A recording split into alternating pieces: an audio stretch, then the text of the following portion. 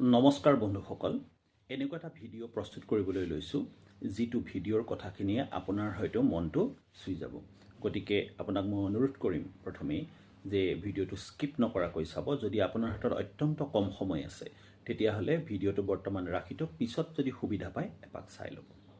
শেহতীয়াভাৱে ছ'চিয়েল মিডিয়াত আপোনালোকে দেখা পাইছে এখন বিয়াক লৈ যথেষ্ট বিতৰ্ক চলি আছে। অৱশ্যে বিয়াক লৈ এইখনেই প্ৰথম বিতৰ্ক নহয়, ইয়াৰ আগতেও কেইবাবাৰো বিতৰ্ক হৈ গৈছে। আৰু শেহতীয়াকৈ যিটো বিতৰ্ক হৈছে, এই বিতৰ্কটো এনেকুৱা এটা বিতৰ্ক যিটো বিতৰ্কৰ কথা পাতিবলৈকে লাজ লগা ধৰণৰ। অৰ্থাৎ এগৰাকী কইনাৰ এজন দৰাৰ সৈতে কৰ্ট মেৰেজ হৈ আছে আৰু কোনোবা অচিনাকি ব্যক্তিয়ে ফোন কৰিছে দৰাৰ ঘৰলৈ যে কইনা যদি নিবলৈ আহে, কইনা নিবলৈ অহা মানুহ কোনো তাৰ পৰা ঘূৰি নাযাব। কইনাজনীৰ অতীত কি আছিল সেইটো এটা বেলেগ কথা, দৰাৰ অতীত কি আছিল সেইটো এটা বেলেগ কথা। যদি নিৰপেক্ষভাৱে আপোনালোকে এটা কথা চায়, ইমানেই এটা অধম কাম সেই ফোন কৰা ব্যক্তিজনে কৰিছে। মই ক'ম যে সেই ব্যক্তিজন ইমানেই কাপুৰুষ এজন ব্যক্তি যি দৰাজনৰ মুখামুখি হৈ ক'বলৈ সাহস কৰা নাই যে আপুনি এই ছোৱালীজনী বিয়া নকৰাব এইটো কজত। হয়তো তেওঁৰ লগত কিবা প্ৰেম সম্পৰ্কীয় সম্বন্ধও থাকিব পাৰে, হয়তো অন্য কিবা কথাও থাকিব পাৰে, কিন্তু চোৰৰ দৰে এটা নম্বৰৰ পৰা গৈ সেই মানুহ ঘৰলৈ ফোন কৰিছে। আৰু ফোন কৰিছে কি বুলি, যে দৰাৰ লগত কইনা নিবলৈ অহা মানুহ কোনো ঘূৰি যাব নোৱাৰিব যদিহে অহাৰ ভুলটো কৰে। আজি কথা প্ৰসংগত মোক এজন বন্ধুৱে এটা ঘটনা কৈছিল। ঘটনাটো তেওঁ ডিব্ৰুগড়ৰ বুলি কৈছে। সত্যাসত্য কিমান ঘটনাটোৰ নাজানো। ঘটনাটো আছিল এনেকুৱা, আপোনালোকে মন দি কথাটো শুনিব। এজনী ছোৱালীৰ বিয়া ঠিক হ'ল। ল'ৰাজনে সৈন্য বাহিনীত, ভাৰতীয় সেনাত চাকৰি কৰে আৰু ইতিমধ্যে তেওঁলোকৰ কৰ্ট মেৰেজ হোৱা নাছিলে। তেওঁলোকৰ ইতিমধ্যে দুই ঘৰ মানুহৰ মাজত মিলামিলি হ'ল। দুই ঘৰে তামোল পাণ আগবঢ়ালে, তামোল পাণ পেলোৱাৰ যিটো ব্যৱস্থা আছে সেইটো কৰিলে। সঘনে অহা যোৱা মানুহ ঘৰৰ চলি আছে। হঠাতে এদিন এটা অচিনাক্ত নম্বৰৰ পৰা সেই দৰাৰ ঘৰলৈ এটা ফোন কল গ'ল যে সেই কইনাজনী তেওঁ আনিব নালাগে। কাৰণটো কি, কইনাজনী বেলেগ দৰা ঠিক হৈ আছে, সেই দৰাজনে বৰ সুখেৰে নেৰিব। এই সময়ছোৱা ঠিক বৰ্তমানৰ হাতে হাতে মোবাইল ফোন থকাৰ সময়খিনি নহয়। সেই সময়খিনি আছিলে 2003 চনমানৰ ঘটনা, যেতিয়া মোবাইল ফোনটো খুব কম আছিলে। 3-4 চনত মোবাইল ফোন যথেষ্ট পৰিমাণে কম আছিলে।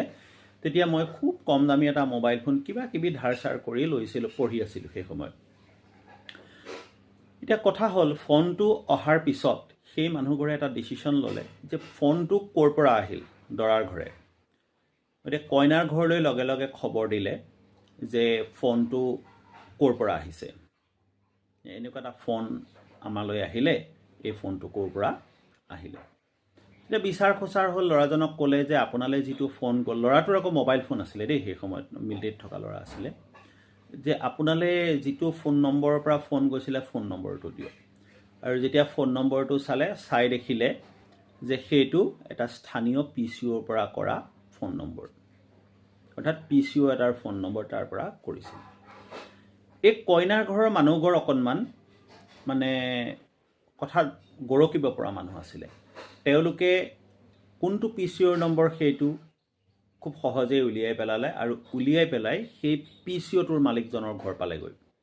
আৰু PCOটোৰ মালিকজনে যেতিয়া এওঁলোকে ক'লে যে এনেকুৱা এটা কল গৈছিলে, আমাৰ কইনা ভাঙি দিছে, সম্বন্ধটো ভাঙিবলৈ লৈছে, তেতিয়া PCOৰ মালিকজনেও মনে মনে বৰ দুখ কৰিলে। দুখ কৰি ক'লে, দিনটোততো অনেক মানুহ অহা যোৱা কৰি থাকে, গতিকে কেনেকৈ আমি গম পাম, বোলে কিমান সময়ত কৰিছিলে, মোবাইল ফোনততো ওলাই থাকে সময়টো। গতিকে ক'লে যে ইমান সময়ত এটা ফোন কৰিছিলে। তেতিয়া তেওঁ বহুত মনত পেলাই ক'লে, বোলে এজনী ছোৱালীয়ে ফোন কৰিছিলে, বোলে এনেকৈ ক'লে। আৰু ইণ্টাৰেষ্টিং কথা, সেই PCOটো আছিল সেই গাঁওখনৰ ওচৰৰ এখন গাঁৱৰ তিনিআলিটোৰ। তেওঁ বহুত এনকুৱাৰী কৰিলে, কোনে কৰিছে ধৰিব পৰা নাই, কিন্তু ছোৱালীজনীয়ে কৰিছে বুলি ক'লে তেওঁলোকৰ মনে মনে কিবা কিবি সন্দেহ হ'ল। আৰু তেওঁলোকে ছোৱালীজনী দেখিবলৈ কেনেকুৱা, কি কথা কি বতৰা এনেকৈ সুধিলে। সোধোতে তেওঁলোকে এটা ধাৰণা কৰি ল'লে যে এইজনী ছোৱালী হ'ব পাৰে। আৰু সেই সন্দেহ যিজনী ছোৱালীক কৰা হৈছিল, সেই ছোৱালীজনীক গৈ মানে এওঁলোকৰ ঘৰৰ পৰা সুধিলে সেই ছোৱালীজনীৰ মাক দেউতাকেও তাইক সুধিলে আৰু সুধিলত ছোৱালীজনীয়ে হৈ কাঢ়িলে আৰু ছোৱালীজনী কোন আছিল জানেনে যিজনী কইনা আছিল বিয়াখনৰ কইনাৰ মাহীয়েকৰ জীয়েক আৰু তাই সেই কামটো কিয় কৰিছিলে যেতিয়া ঘৰত চাগে মাৰপিটো কৰিলে তাই হৈ কাঢ়ি দিলে যে তাইও এজন ল'ৰাৰ লগত মানে মনে মনে পলাই যাম বুলি বিয়া ঠিক কৰিছে ল'ৰাজনে চাকৰি বাকৰি নকৰে কেনেবাকৈ জেঠায়েকৰ জীয়েকজনীয়ে যদি এটা চাকৰিয়াল ল'ৰা পায় তাইৰ বিয়াখনত ভৱিষ্যতে সমস্যা হয় বুলি তাই সেই মানে দুষ্ট বুদ্ধিটো কৰিলে যাতে দৰাটো ভাগি যায় আৰু তাইও এজন সংস্থাপন নথকা ল'ৰালৈ বিয়া সোমাব পাৰে আৰু লগতেও জেঠায়েকৰ ছোৱালীজনীও যাতে সেই সংস্থাপনহীন বেলেগ এটা ল'ৰালৈ সোমাব পাৰে সংস্থাপন কাৰবাৰ থাকিবও পাৰে সংস্থাপন কাৰবাৰ নাথাকিবও পাৰে কিন্তু সেই ছোৱালীজনীৰ যিটো মেণ্টেলিটি সেই মেণ্টেলিটিটো চাওকচোন নিশ্চয় বৰ্তমানৰ সামাজিক মাধ্যমত যিখন বিয়াক লৈ চৰ্চা চলি আছে তাতো হয়তো তেনেকুৱা কিবা এটা ঘটনা ঘটিব পাৰে চাওক দৰা ভঙাই দিয়াটো এজন মানুহক হত্যা কৰাৰ নিচিনা এটা অতি ঘৃণনীয় কাৰ্য এখন সংসাৰ নতুনকৈ গঢ় ল'বলৈ লৈছে সেই সংসাৰখন যদি কোনোবাই জানি বুজি ভঙাই দিয়ে যদি ইণ্টাৰনেল কথা থাকে এইটো এটা বেলেগ কথা এইটো এটা ইমানেই বেয়া কথা যে তাক ধিক্কাৰ দিবলৈ কোনো ভাষা নাই আপোনালোকো সাৱধান হ'ব সেই মানুহঘৰকো আপোনালোকে যদি কোনোবাই যদি পাৰে কিবা প্ৰকাৰে অকণমান এনকুৱাৰী কৰিবলৈ ক'ব যদি তেওঁলোকৰ নিচেই থিতাতে থকা মানুহেই নিজৰ কিজানি আপোন মানুহে সেই বেয়া কামটো কৰিছে যি কি নহওক এই ভিডিঅ'টো হঠাৎ সামাজিক মাধ্যমত মই কথাটো পালোঁ পাই পেলাই ভাবিলোঁ যে এই কথাটো মানে আপোনালোকক জনোৱা উচিত এনেকৈ কি হ'ব পাৰে তেনেকুৱা সম্ভাৱনীয়তাটো আৰু আজি মোৰ বন্ধুজনে যে কথাটো ক'লে এইটো আচলতে সৰু এটা ৰীল হ'লহেঁতেন বন্ধুজনে কোৱা কাহিনীটোৱে এইটো ভিডিঅ'টো প্ৰায় 7 মিনিটৰ অধিক কৰি পেলালে থেংক ইউ ভেৰি মাছ আপোনালোকে ভিডিঅ' আমি প্ৰস্তুত কৰি আছোঁ আপোনালোকে যদি চাই আমাক মতামত দি থাকে খুব ভাল লাগিব সদায় আমাৰ লগত থাকিব পাৰিলে আপোনালোকে শ্বেয়াৰ কৰি দিব আৰু পেজখন ফ'ল' কৰিলে আমাৰ কাৰণে অলপমান সুবিধা হয় thank you very much please stay connected